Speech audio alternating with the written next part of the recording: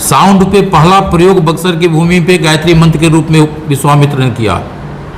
Genetic engineering का प्रयोग इस धरती पे किया।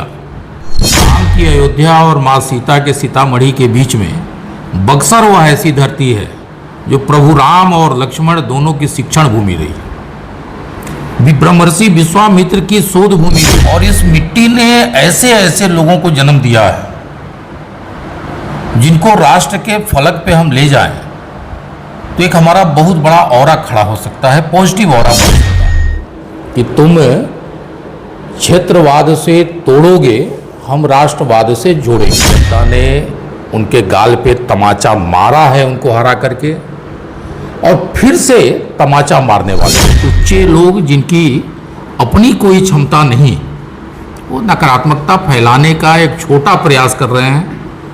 विश्वास है कि पूरे देश के साथ साथ महाराष्ट्र की आम जनता भी, जिसमें मराठी भी शामिल हैं, गैर मराठी भी शामिल हैं, सब लोग उनको धूल चटाएंगे। प्रतिमा भारद्वाज और आप देख रहे हैं टाइम फैक्ट्स न्यूज। मुंबई में बीएमसी चुनाव है, उसको लेकर के हिंदी भाषियों पे अत्याचार किया जा रहा है। इस पर हम आज चर्चा करेंगे। हमारे बक्सर के जिला अध्यक्ष ओम प्रकाश भुवन जी हैं। जी, सबसे पहले आपको हमारे चैनल में स्वागत है। जी, बहुत बहुत धन्यवाद। मेरे तरफ से आपके चैनल के सभी श्रोताओं को प्रणाम है, आभार है। ये बताइए कि मुंबई में जो हिंदी भाषियों के साथ अत्याचार हो रहा है, मारपीट हो रहा है, वहाँ से भगाया जा रहा है, इस पर आप क्या कहना चाहेंगे? कितनी बड़ी बात है, कितनी? देखिए, कल बक्सर में मैंने देखा कि बड़ी संख्या में विद्यार्थी, कोई कार्यक्रम था और एक नारा लगा रहे थे कि तुम क्षेत्रवाद से तोड़ोगे, हम राष्ट्रवाद से जोड़ेंगे। इस देश का दुर्भाग्य क्या रहा कि वोट के लालच में एक बड़ी ऐसी नकारात्मक शक्तियां खड़ी हुई जिनका काम ही रहा इस देश को जाति के नाम पे तोड़ना, क्षेत्र के नाम पे तोड़ना और अपना छोटा सा सत्ता पाने का स्वार्थ हासिल करना। उसी नकारात्मक गिरोह का एक पार्ट जो वहाँ महाराष्ट्र के राजनीतिक दल हैं वो अपना रहे हैं।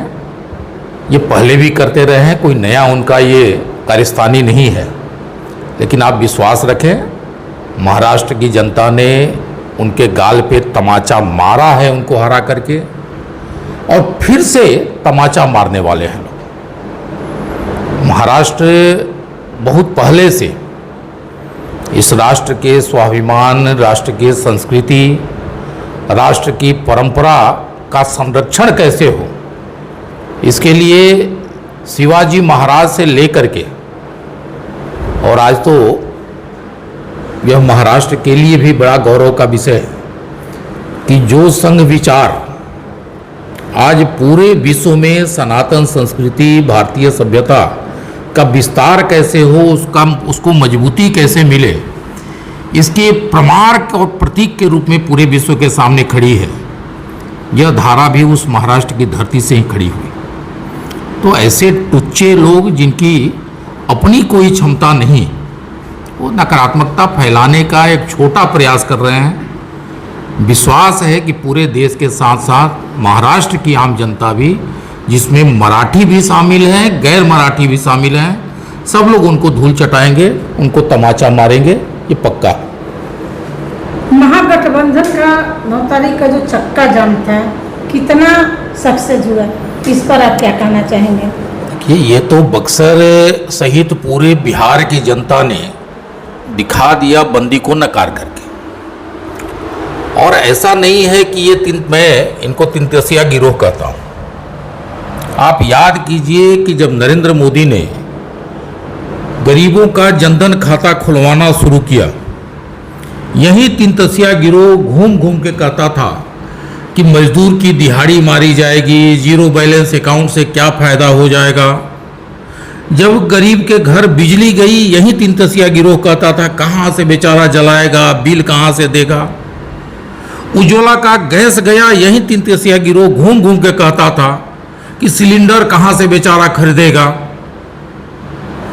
आज सारा वो गरीब टोला इन सारी सुविधाओं का उपयोग करते हुए 25 करोड़ से ऊपर इस देश में लोग गरीबी रेखा से ऊपर हो गए इन सब सुविधाओं का उपयोग करके। ये आयोग मैं अपनी बात खत्म कर दे रहा हूं। वास्तव में खेल ये है कि उन गरीबों का जो हिस्सा है, जो मेरे भारत के नागरिक गरीब हैं, उनका हिस्सा बांग्लादेशी मुसलमान, बर्मा का रोहिंग्या मुसलमान, ये सब अवैध रूप से घुस करके वह गरीब की बिजली, उस गरीब का अनाज, उस गरीब का आवास अवैध रूप से उस हिस्से को खा रहा है। और आज नरेंद्र मोदी जी की सरकार, नीतीश कुमार जी की सरकार इस लक्ष्य के साथ काम कर रही है कि वो बाहर जाएं।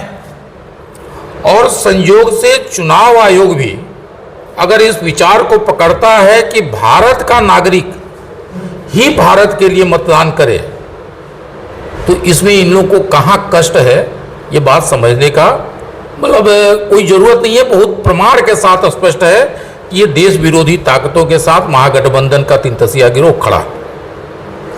आयोग का जो गठन हुआ उसमें महिला वाला डोमिसाइल जो आरक्षण पे है, बिहार की ही महिलाएं को आरक्षण दी जाएगी, यहाँ नौकरी दी जाएगी, ये कितना बिहार के लिए, महिलाओं के लिए बेनिफिट होगा? देखिए, एक तरफ तो हम ही बदनाम हैं कि पूरे देश को कुछ इस ढंग से जो बिहार है आज़ादी के बाद देश में आर्थिक रूप से संपन्न राज्यों की स्थिति में खड़ा था, उसको हमने लेबर सप्लाई का एक सेंटर बना दिया और एक ऐसा मार्केटिंग खड़ा हो गया पिछले लंबे सालों से। अगर आज कोई सरकार ये प्रयास कर रही है कि कम से कम हमारी बहनें जो बिहार की हैं वो अपने राज्य में ही उनको नौकरी मिले, तो मुझे लगता है कि इस निर्णय का स्वागत करना चाहिए। बक्सर के लिए क्या कहिएगा? इस बार बक्सर चारों विधानसभा में एनडीए आएगी? देखिए, नरेंद्र मोदी जी के मार्गदर्शन और नीतीश कुमार जी के नेतृत्व में विकास की जो एक बड़ा कॉन्वास खड़ा हुआ है। आप देखें कि 3 लेन का बक्सर पुल अब हमको तीसरा पुल मिलने जा रहा है।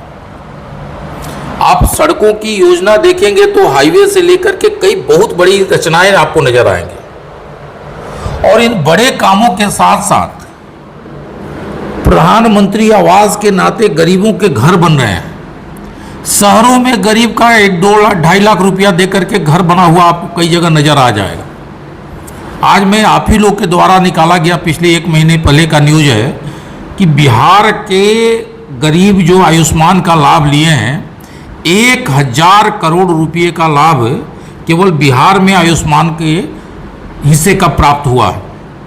तो एक तरफ हम बड़े विकास के भी काम कर रहे हैं, दलित, वंचित, शोषित, गांव, गरीब, किसान, मजदूर के लिए भी काम कर रहे हैं। सारा तबका मिल करके नरेंद्र मोदी जी, नीतीश कुमार जी के साथ साथ पूरे एनडीए को अपना आशीर्वाद देने वाला है। उसी कड़ी में बक्सर भी बिहार का ही हिस्सा है। हम सबको विश्वास है कि चारों की चारों सीटें एनडीए की झोली में इस बार बक्सर के मतदाता डालने वाले हैं और हम चारों सीटें जीतने में सफल होने वाले हैं, ऐसा विश्वास है। चैनल के माध्यम से आप जनता को क्या कहना चाहेंगे? बक्सर की जनता आपके चैनल के माध्यम से मैं यही कहूँगा कि आप लोग तो समाज के बहुत सारे विषयों को आम जन तक पहुँचाने के लिए जो दिन रात काम करते रहते हैं, आप दोनों लोगों का मैं अभिनंदन तो कर ही रहा, लेकिन बक्सर के आम आवाम से भी कहूँगा कि हम बक्सर के लोग अपना एक बहुत बड़ा एक आध्यात्मिक इतिहास है और इस मिट्टी ने ऐसे ऐसे लोगों को जन्म दिया है जिनको राष्ट्र के फलक पे हम ले जाएं तो एक हमारा बहुत बड़ा ऑरा खड़ा हो सकता है, पॉजिटिव ऑरा बन सकता है। मैं जिस दिन बना था, जिलाध्यक्ष का दायित्व मिला था, संयोग से ही कहें कि मेरे मुंह से निकला था कि बक्सर का बेटा बेटी, बक्सर के बेटा बेटी का जय करना सीखे। इसके पीछे का भाव यही था कि हम अपनी मिट्टी का गुणगान करना सीखें, हम अपने इतिहास, अपने धरोहर का गुणगान करना सीखें और आज के नौजवानों की भाषा में अगर कहें तो हम इनकी मार्केटिंग करना सीखें। केवल ये अगर कर देते हैं तो बक्सर मेरा कहीं पूरे जो अपना आध्यात्मिक एक नक्शा है भारत का, उसमें एक महत्वपूर्ण स्थान बक्सर रखता है। और अभी तो पिछले दिनों ये बातें चर्चा में शुरू भी हो गई है, हमने भी कई जगह इस विषय को डाला है, लिखित में भी ले जाने वाले हैं। प्रभु राम की जन्मभूमि अयोध्या का उद्धार हो गया। उसके बाद माता सीता की प्राकट्य भूमि सीतामढ़ी की भी रचना खड़ी हो गई। वहाँ लगभग सारा कुछ अब सिस्टम में आ गया, काम शुरू होने वाला। राम की अयोध्या और माँ सीता के सीतामढ़ी के बीच में बक्सर वह ऐसी धरती है जो प्रभु राम और लक्ष्मण दोनों की शिक्षण भूमि रही, ब्रह्मर्षि विश्वामित्र की शोध भूमि रही। यूरोप ने फिजिक्स और साउंड को बहुत इधर 100-200 वर्षों में जाना होगा। साउंड पे पहला प्रयोग बक्सर की भूमि पे गायत्री मंत्र के रूप में विश्वामित्र ने किया। जेनेटिक इंजीनियरिंग का प्रयोग इस धरती पे किया। और कई लोगों को पता नहीं है, बिहार विधान परिषद में इसी बक्सर के एमएलसी हरेंद्र पांडे ने यहाँ ब्रह्मर्षि विश्वामित्र शोध संस्थान की स्थापना हो, ऐसा एक संकल्प भी लिया है। हम इसकी इन बातों को चर्चा में लाएं, इन बातों को पॉजिटिव ढंग से समाज के सामने रखें। निश्चित तौर पे बक्सर का उज्जवल इतिहास हम सबका इंतजार कर रहा है। इसमें हम सब भी सहभागी बने, यही आग्रह।